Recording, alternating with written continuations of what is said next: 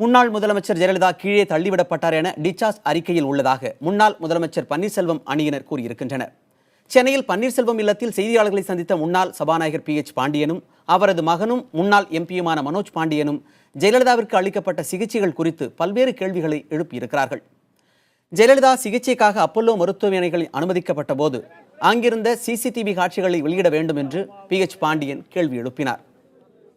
அங்கிருந்த 27 CCTVக்களை அகற்றச் சொன்னது யார் என்றும் அவர் வினவியிருக்கிறார். ஜெயலலிதாவின் குடும்ப உறுப்பினர் இவர்தான் என்பதற்கு யார் அத்தாட்சி அளித்தது என்று பாண்டியன் கேள்வி எழுப்பினார். பின்னர் பேசிய மனோஜ் பாண்டியன், முதலமைச்சருக்கான உணவுகளை தடயவியல் சோதனை செய்தது யார் என்றும் அதற்கான விரிவான அறிக்கையையும் வெளியிட வேண்டும் என்றும் அவர் கோரிக்கை விடுத்தார்.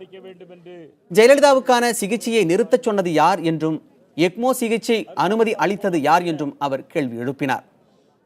சிங்கப்பூர் அழைத்துச் செல்ல விமானம் வந்தபோது வேண்டாம் என்று சொன்னது யார் என்று கேட்ட பாண்டியன், எய்ம்ஸ் மருத்துவர்கள் அளித்த சிகிச்சை விவரங்களை மத்திய அரசு வெளியிட வேண்டும் என்றும் நாட்டு மக்களுக்கு உண்மையை விளக்க வேண்டும் என்றும் கோரிக்கை விடுத்தார்.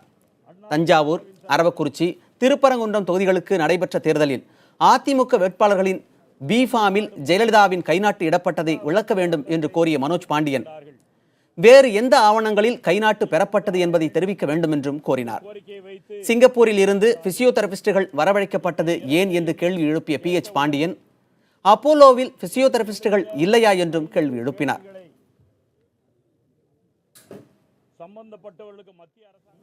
அப்போலோ மருத்துவமனையில் 27 CCTV கேமராக்கள் அம்மா அவர்கள் வந்த பிறகு அகற்றப்படுகிறது. 27 CCTV கேமராக்களை அப்போலோ மருத்துவமனையில் அகற்ற சொன்ன உத்தரவு போட்டது யார்? யார் அந்த உத்தரவை போட்டார்கள் என்று தெரிவிக்க வேண்டும் என்பதையும் இந்த நேரத்தில் கேள்வியாக கேட்கின்றேன்.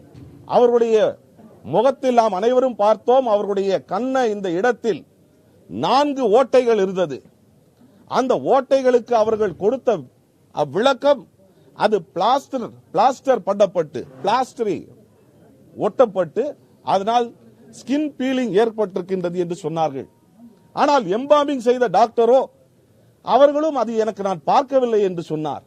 அப்படி இருக்கின்ற சூழ்நிலையில் இன்று வரை அவர்கள் முகத்தில் உள்ள அந்த 4 ஓட்டைகள் ஏற்படுவதற்கு காரணம் என்ன சிகிச்சை, அதை இதுவரை யாரும் வெளிக்கொண்டு வரவில்லை.